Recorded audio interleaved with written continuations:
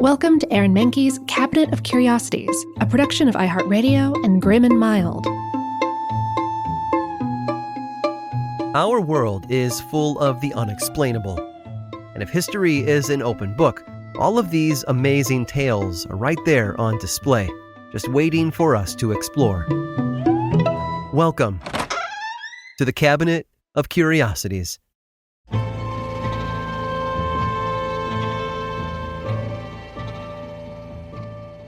If you know a writer, odds are that they've complained to you about how hard it is to find time to actually write. Crafting stories requires concentration, discipline, and often a decent amount of peace and quiet. This has remained true ever since the first scholar put pen to paper. And it's always remarkable where, throughout history, people have found the time and space to record their thoughts. One of the most common places is in prison. In the 13th century, for example, a Venetian man was captured by the Republic of Genoa and thrown into a cell. The man in question, who had allegedly fought on the side of their enemies, was an explorer who had spent 24 years traveling from Europe to Asia. During the months of his imprisonment, he told stories of his travels to fellow inmates, one of whom was Rustichello da Pisa, an Italian scholar and author who'd been responsible for the first Italian versions of several Arthurian legends. And together, the two inmates began to produce the first record of all the sights the Venetian had seen, the people he'd met, cultural knowledge that he had gained. The subsequent work became a bestseller, an extremely influential work of travel writing. Although the authenticity of its stories are often dubious, the explorer himself is still a household name, Marco Polo. Now, his co-author, Rustichello, was not the only writer of Arthurian myths who spent significant time behind bars.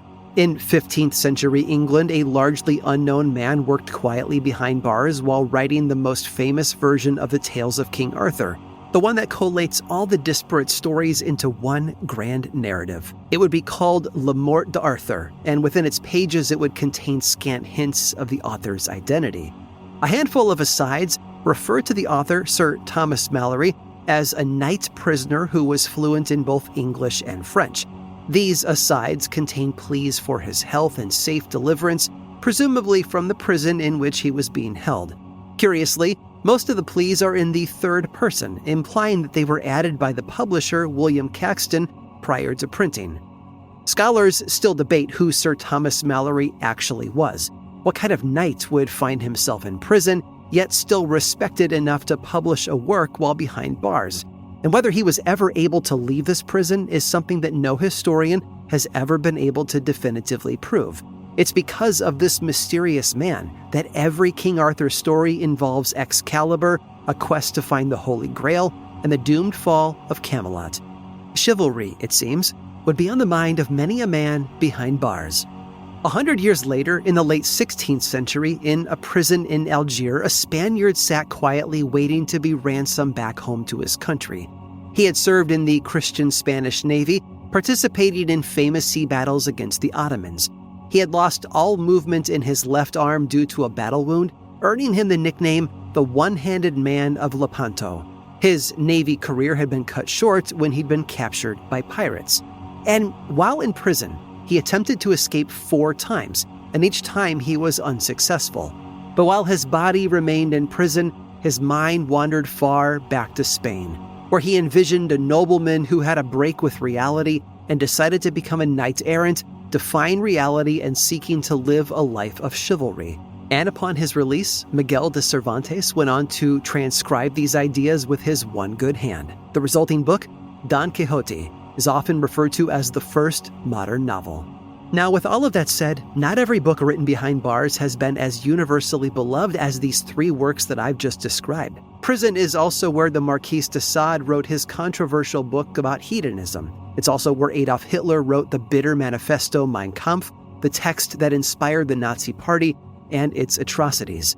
But all this speaks to a strange paradox. Prison is where we put people to isolate them from society. Whether justly or unjustly, the punishment is to be removed from community with your fellow people. And yet culture happens behind bars as well.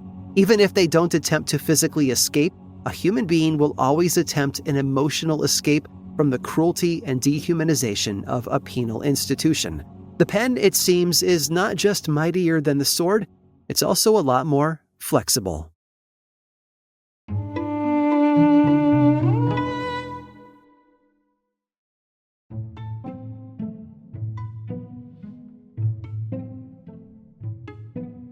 If you've applied for a job recently, you know that there can be a lot of hoops to jump through. Several rounds of interviews, mock pitches, and proposals, sometimes waiting weeks at a time to hear back from a recruiter.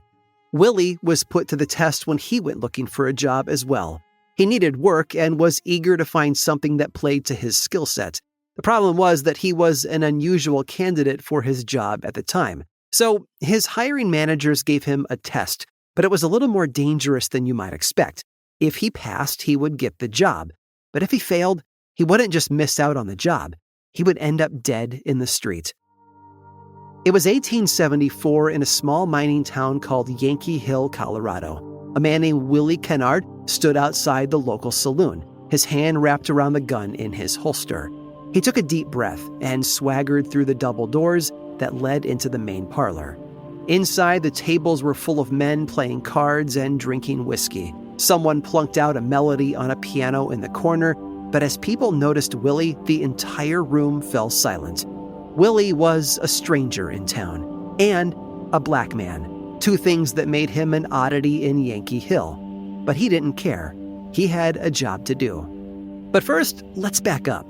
Earlier that day, you see, Willie rode into town to ask about a posting that he had seen printed in an issue of the Rocky Mountain News. He was pointed to the local restaurant, Fat Sarah Palmer's Cafe, where 4 city councilmen were having their morning coffee. Willie told the men that he saw their ad, saying that Yankee Hill was in need of a new town marshal. The men looked Willie up and down. One smirked and said that he was surprised that Willie could read. The others burst out laughing. The message was clear, though. This must be some kind of joke. When they finally collected themselves, the councilmen realized that Willie was serious. So they made him a deal. He could have the job, but first he would need to arrest an outlaw named Barney Casewit. Now, Willie was vaguely familiar with Casewit. He'd been terrorizing Yankee Hill for the last 2 years, and just a few months before, he had sexually assaulted a 15-year-old girl named Birdie. Her father tried to avenge her, but Casewit shot first, killing the man. After that, the town marshal tried to arrest Casewit, but Casewit killed him too. So Yankee Hill got a new marshal. It only took 3 months for him to lock horns with Casewit, and pretty soon, the new marshal was added to his growing list of victims. Yankee Hill got assigned a third marshal who promptly turned in his badge and ran out of town. So at this point, it was proving difficult for the councilmen to fill the open position. What they needed was someone who could successfully wrangle Barney. Willie narrowed his eyes on a scruffy card player at a back table. He knew it was Barney, and he walked over to his table to announce that he was under arrest. Barney and his table full of cronies just cackled at him. Barney almost choked on his own spit as he asked, "I'm just supposed to come with you? Where are we going?" Willie had been laughed at enough for one day. He told Barney that he could choose, either jail or hell.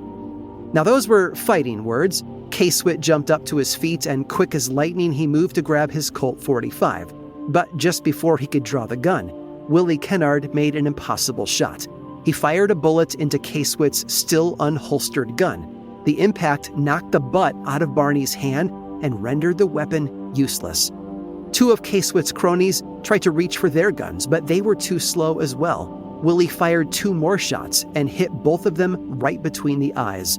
After that, nobody else came to Casewit's defense, and Willie made his arrest. When he delivered the prisoner to the councilmen, they were shocked, to say the least. And when word got around about his expert gunslinging, the whole town wanted to know Willie's story. He told them that he had been a corporal in the Civil War, and in a company made up entirely of black volunteers. After the war, he served in the Army for another 5 years, and during that time he was an arms instructor and built a reputation for being one of the best gunslingers in the West. It was enough to convince the councilmen that Willie deserved the job. He became Colorado's first black marshal, and by most accounts, was well respected by the people of Yankee Hill. After all, Willie had ended a 2-year reign of terror, and his new neighbors were forever grateful to the man who freed them from Barney Casewit. I hope you've enjoyed today's guided tour of the Cabinet of Curiosities. Subscribe for free on Apple Podcasts or learn more about the show by visiting curiositiespodcast.com. This show was created by me, Aaron Mahnke, in partnership with How Stuff Works. I make another award-winning show called Lore, which is a podcast, book series, and television show, and you can learn all about it over at theworldoflore.com. And until next time, stay curious.